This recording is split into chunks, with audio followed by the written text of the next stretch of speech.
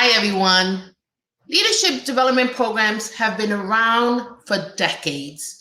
So, why is focusing on leadership programs specifically for people of color important? Our guest is dedicating her work to ensuring that emerging leaders of color have the opportunity to learn and grow professionally, build deep relationships with peers, and become the next generation of leaders in the nonprofit sector. Hello, everybody, and welcome back to Coffee Time with Masterminds. My name is Peta Blakely, and I'm the founder and principal of Blakely Consulting. Welcome to Coffee Time with Masterminds. I am Cynthia Rojas, founder and principal of To Your Growth. Welcome to Coffee Time with Masterminds. I'm Rebecca Tuttle, founder and principal of Grant Right Now and Grant Writing for Good. Hi, everyone. Welcome to Coffee Time with Masterminds, a 30-minute conversation with leaders of mission-based organizations. I am Cynthia Rojas, and I want to welcome listeners in the U.S. and Australia, where we are being podcasted, and all over the globe. And while you're here, introduce yourself by telling us your name and where you're from in the comments. Our guest, Jackie Downing, Director of Grant Making and Nonprofit Support at the Community Foundation of Greater New Haven, realized this gap in leadership development programs and has developed a program that is focused specifically on emerging leaders of color. Today, we will talk about why this is important and what she is learning in the process. I would like to introduce my co-host and guest, Peta Blakely and Jackie Downing. Good morning. Good morning. Good morning, everyone. How are you, Jackie? Doing well today. How about you, Cynthia? I'm good. How are you, Peta? Good, thank you. Good to see you. Same here. I'm so excited. This is my favorite topic. I could talk all things leadership. And I am specifically excited about this episode because Jackie and I have worked together on this program, and I have to tell you, it's been a powerful experience. So sharing it with everybody is something I've been looking forward to. So yeah, leadership today. All right. So Jackie, in my intro, I talked about how leadership development programs have been around as long as I think we recognized that there are traits and characteristics that are needed in leaders and skills. But there's a gap, right? And you have identified that gap, you and the Community Foundation of Greater New Haven. And so I'm interested in hearing your journey to why you felt a leadership program specifically for emerging leaders of color was instrumental, especially this time in our history. Thank you, Cynthia. At the Community Foundation, we started an initiative just before the pandemic, an inclusive growth initiative to make sure that there was equitable growth in our economy in the Greater New Haven community. We wanted to create opportunity for all. And then the pandemic hit. So growth was not really in the plan at that point in time. It was really sort of a let's sustain this community and get through, but still keeping in mind that opportunity and equity for all. And my interpretation of my role in that was to take a look at the nonprofit sector itself, not necessarily the for-profit sector that we were encouraging growth in, but the nonprofit sector, and how did that relate to opportunity for all? And now there are lots of leadership programs, as you mentioned, but there are different kinds of leadership programs. There is, how do I be a leader in the community? How do I be a community organizer? How do I get on boards and become influential that way? Our program is specifically about how do I become the CEO of a nonprofit organization? And that's where we saw the skill gap and the training gap that might be missing. So do you have a follow-up? No, I was just going to say, I love that, this idea of the CEO of a nonprofit. You're right, I've not heard leadership programs claim that. So I love it. I love Right, it. and ours is very specific. This is not how to make you a better leader or how to start your own nonprofit. This is how to get the big chair of an established nonprofit. All the baby boomers are retiring, and it was accelerated now. We've got the great resignation that we didn't really anticipate, but here it is. And we knew that there would be a leadership change, and we wanted to make sure there was an opportunity for people of color to be able to have the confidence and skills and network to take over those big chairs. Yeah, so some people are going to ask, well, how do the white men learn how to be executive directors? Or maybe more white women, how do the white women learn to be executive directors? You know, and why doesn't that just work for the leaders of color? Well, perhaps that could have been, in some cases, that families who were putting their white children through school had the opportunity to support them so they could take unpaid internships and lower paying jobs while they were going through, or not work while they were going through school in order to be able to volunteer places and gather the skills that they needed. Whereas perhaps some people of color may have needed to work more to put themselves through school, didn't have those opportunities, didn't have the family wealth to be able to support them to do that. So there may have been a gap that was created in that case.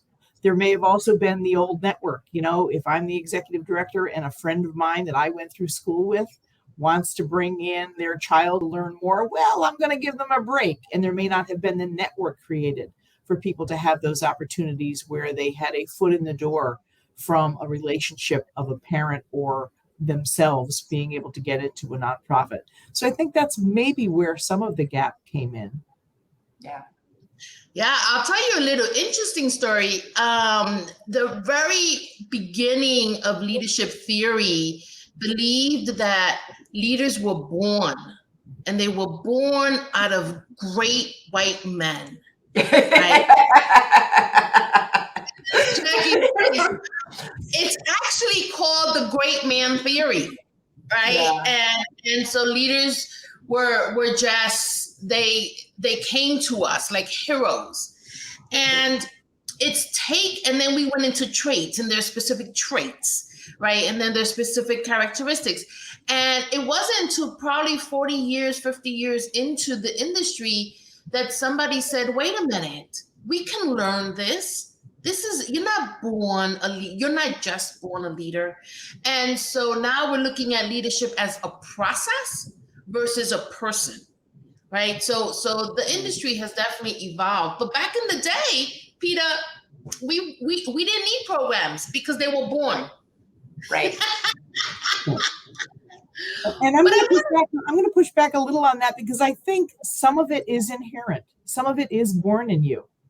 Mm-hmm. But I think people of color are born as leaders, in addition to white men, and women are born as leaders. In addition, it's the opportunity.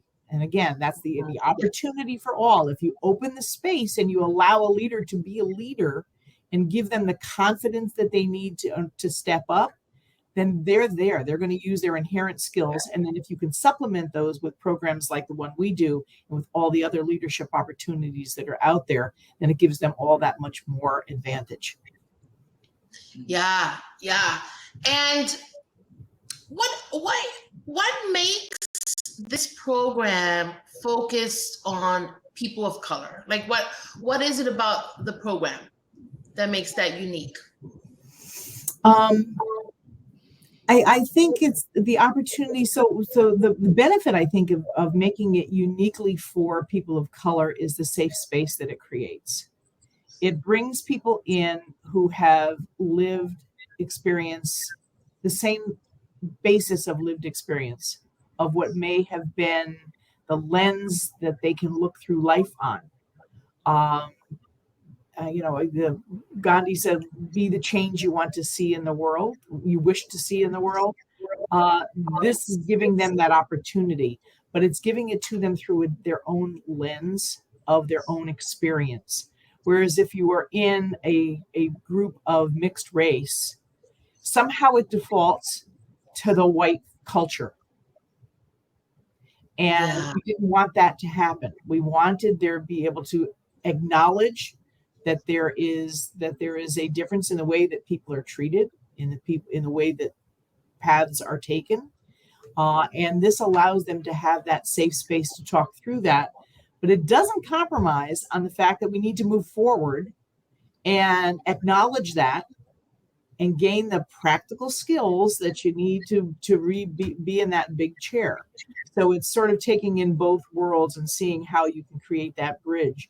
And the reflection time that we build into the program, which Cynthia, I think was your brainchild, the reflection time is critical for these folks to be able to process what they're learning and what it means to them personally and professionally and organizationally. They're looking at it in 3 levels. Yeah, so there is which I have not experienced in the past, but a very intentional reflection time. And we use that space to talk about what we've learned either that day or have learned, how can we apply it, or what have been the obstacles that we have faced in the space as a result of being part of a marginalized group of individuals. So that reflection has become really powerful, a really powerful part of the program. And I think for year 2, we have expanded that part so that there's actually more time for reflection, because we also get to talk about, well, this is great, but what does this mean when you're a person of color and you walk into a room and you automatically become invisible? Right? So thank you for teaching me all of this, but the world makes me invisible. And we get to have that conversation and in a great safe space. Yeah, and I think that's so important. Yeah. Jackie, Yeah. what has been the appetite from organizations and employers in the not-for-profit space for attracting these leaders? I think one of the other things that happened during the era of COVID was a renewed interest in racial equity and something of a crisis in diversity in the leadership of not-for-profits. So do you have organizations calling you and saying, we need help with our pipeline? All the time. Organizations are hyper aware that their leadership needs to reflect the constituency that they serve, or that their leadership needs to reflect the general population of our community. Even if they're not serving a primarily Black and Brown community, they understand that there are folks within this community that are people of color, and their leadership needs to reflect that. So I am hearing it constantly as far as board members. Many are looking for board members. We did a lot of research into that, and many of our boards are quite diverse. Looking at our last round of grant making, there were, I believe, 60% of our organizations had more than 30% people of color on their board already. There were many people of color who were leading the board, so we were pleased to see that some work has been done, and most are on their journey. We ask a specific question about what work they're doing in diversity, equity, inclusion, and belonging on the application, and most of them are doing, I would say, all but one of the organizations, and it was a Black-led and Black-run organization, is doing specific work in that realm. With their board and with their staff and with how they deal with the community. That's awesome. That's awesome.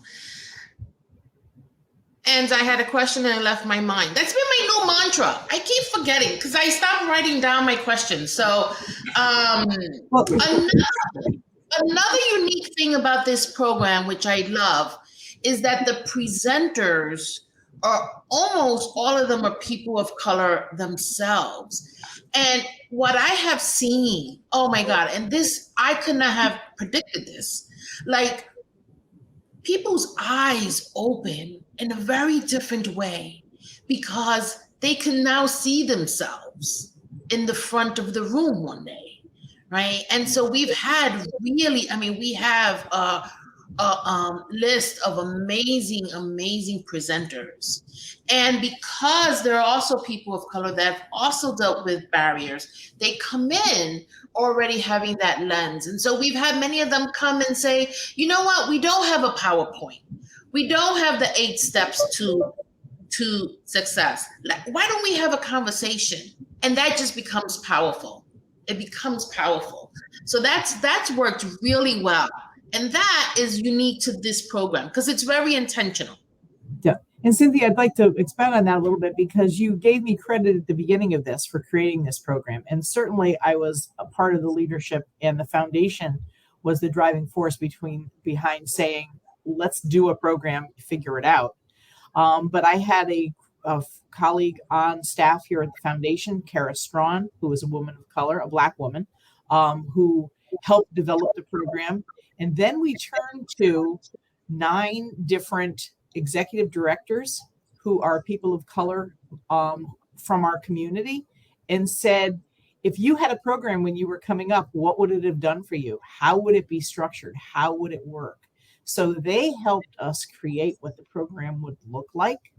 They were also the selection panel of choosing the candidates who would participate in the program. And then, as you said, the presenters are primarily people of color, so that we can show that there are experts in the community, and again, create a network. So now these people have the opportunity to call an expert or email an expert and reach out because they already have a relationship with them.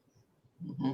Yeah, no, you're right. You're right. And we have to mention UConn is a partner in this effort and has developed the curriculum, which is amazing.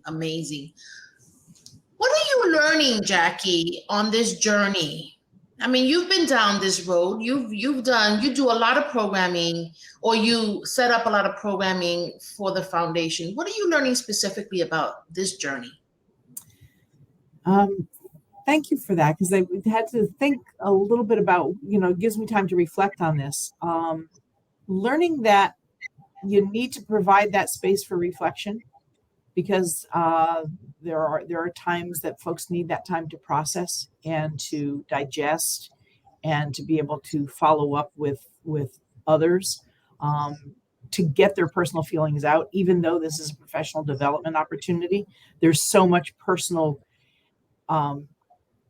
anxiety almost built into this that it gives them that safe space to be able to do that. I've learned that, as I just said, that we had other people help us create this. I learned that I don't have all the answers, that I learn every day from people in the community. And you need to go to the people who've walked the walk in order to move forward. You can't create your own path. You have to find other people that have already been there and learn from them. And I think that's critical to the success of any program. Yeah, no, I would agree. I am learning a lot.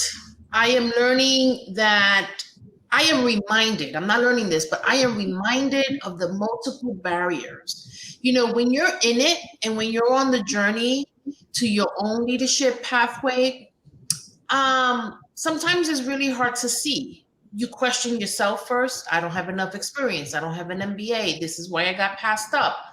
And you go on and on and on. And now as an outsider looking in, it's like, wow, there are a lot of barriers. And we've heard that in the reflection time, right? People have said, I cannot believe that my organization has never taken the time to talk to me about this or teach me about how to design a budget. But they make decisions about budgets every day, right? And so I've also learned that when you have people show up that look like you, it creates an amazing space, a very powerful space. And the one thing I've learned, because I am a product of 5 leadership development programs, I'm almost addicted to them. And now I'm leading them. So, and trust me, if I could do that all day, I would just help people rise to the best part of themselves. But I forgot what I was going to say, but I'll tell you this. I wonder, and Jackie, tell me if you've seen or heard anything. I wonder if the fact that these individuals are applying for the program, if it changes in a positive way the relationship between them and their executive director. We're just about to get feedback on that, but I Okay. think it does. And I think we've heard from the cohort members themselves that, there was an awakening, that they suddenly learned things and understood how an organization should be run, and saw where the gaps were and saw where the problems were and where the opportunities were within their organization. And I know for at least some of them that the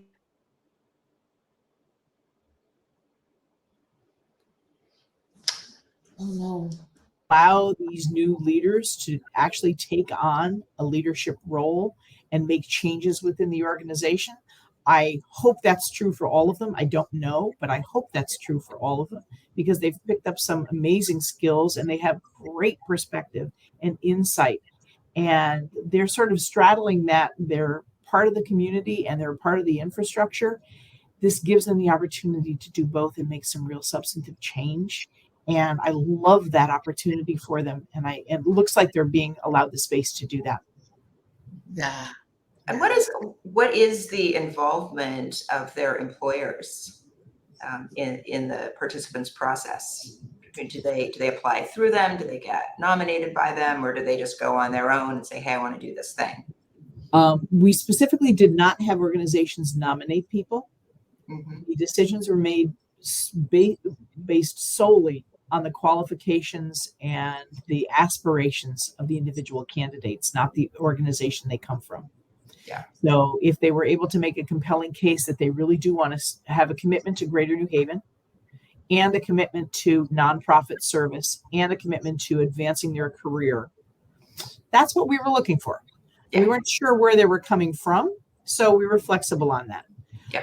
Their organization in the first year has really no other role than to allow them the space and time to be able to come to participate in all of the sessions fully.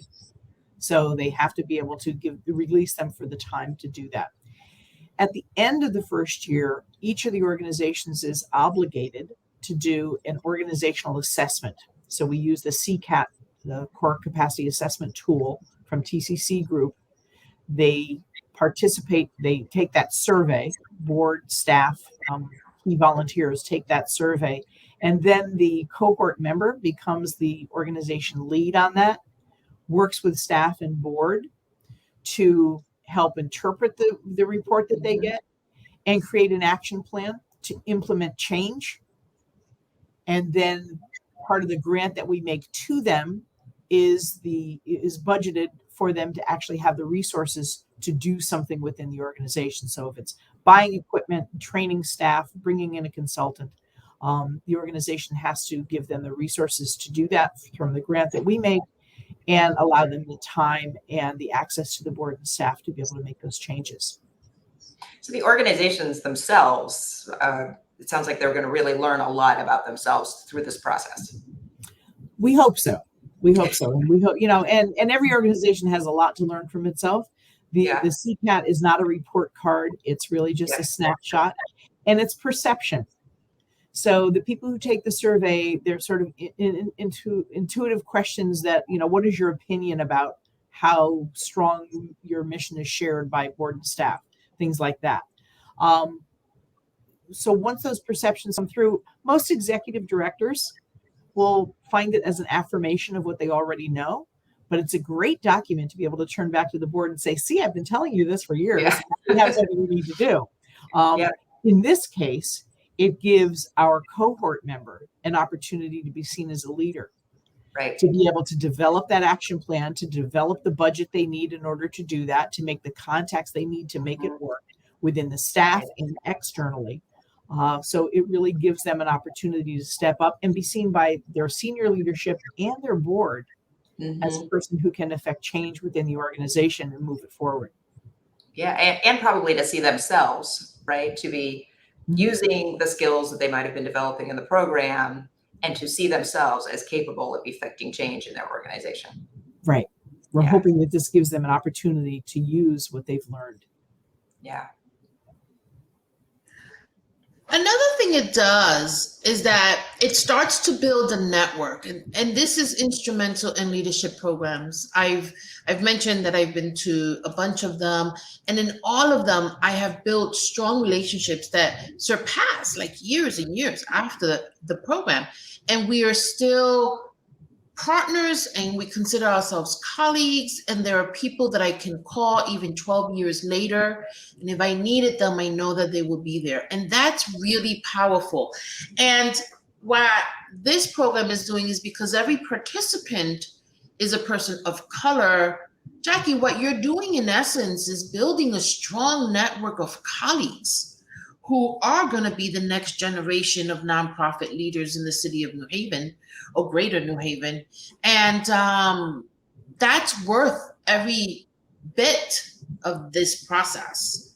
So another interesting thing I want to mention, because at first I was like shocked when this happened, and I went to Jackie and I was like, Jackie, we have people who are thinking about leaving their jobs and going into other roles, and don't they have a commitment, and what does that do to the organization? And Jackie, what was your answer? Because I was freaking out. That's exactly why we created this program. Yep. It was about mobility. It's not about being a better employee where you are. It's about mobility and taking over the leadership and being the change you want to see. Going to an organization where you can influence its board, its staff, its work in the community in a way that challenges where you want it to go. So that was exactly why we created this program. And the network creation is absolutely intentional. So every presenter that came in and everyone who's was on the selection panel and who helped us create the program has offered to be a mentor for our cohort members. We have a few of those relationships already set up and running. So they're going to make those phone calls and have that check-in time. And hopefully once the first year is complete, the first cohort will continue to meet on a monthly basis. The second cohort is starting soon, and they'll start in September. And at some point, at least once or twice during the year, we're going to bring the two cohorts together, so that now that's not a network of 10, but a network of 20, plus the panel, plus the presenters. So now we've got a network of maybe 40 people who have each other to rely on and can reach out to. You know, your question, Cynthia, is so interesting and sort of goes to what I see as, well, this is a foundation of the region. They work for the region, not the individual employers. And we're talking about changing the landscape in this area, right? And I think the point that Jackie was making was, well, we don't particularly care which organization they're in. We're changing all of the leadership in this area for the benefit of this area, which I think is really interesting. Right. Yeah. Yeah, and it shows how I've learned so much. Of course, I'm here thinking, no, this is a leadership program to make you the CEO of your organization. Jackie said, that's exactly what Jackie said. She was like, oh, that's exactly what I wanted to happen. And they didn't leave New Haven. They left because they're working their way up. Right. And they're moving to nonprofits, which now makes a lot of sense. But at first I thought, everybody's leaving. This is not everybody. Well, if the organizations wanted to cultivate their own leadership of color, they would start internal programs. Right. Yes, I love that. And so a final thing is, because we're almost out of time, is that it is important for leadership programs to include the ecosystem as much as it can, right? So this program also involves the organization, especially during year 2. It involves other leaders in the communication and other leaders in the community. They are the ones that are teaching the workshops, right? So it's developing accountability on all levels, right? Jackie is saying to the seasoned leaders, we need you as mentors. You have something to give back and help the next generation. And then organizations are being told that, hey, we have to include these leaders and let them apply what they have learned into the organization so that the culture can begin to shift. So, Jackie, you have a gold mine here, and I can't wait to see the army that we build. We are just as excited about it. You know, we've learned from the first cohort about how to move forward. We're happy with it. Yes, yes. And any final words or to emerging leaders or to organizations, Jackie? Be open to change. Believe in yourself. Believe that you can do it, and find a network of people that will support you through that, both personally and professionally. Awesome, awesome. Peter, any learnings for you? This has been really, really fascinating. And I think I had some ideas of the points of resistance to the progress of leaders of color, but understanding how this program is designed, specifically targeting that and decentering whiteness and centering the lived experience of people of color, has been really eye-opening. Yeah, yeah. All right. Well, I love it. I am a part of it. I was honored year one. I get to have the honor again year two to work with both of the cohorts. So this will be an exciting year. And in a couple of weeks, we're going to meet a couple of them and they get to share their experience. All right. Well, have a good weekend, everyone, and we'll see you next week. Bye.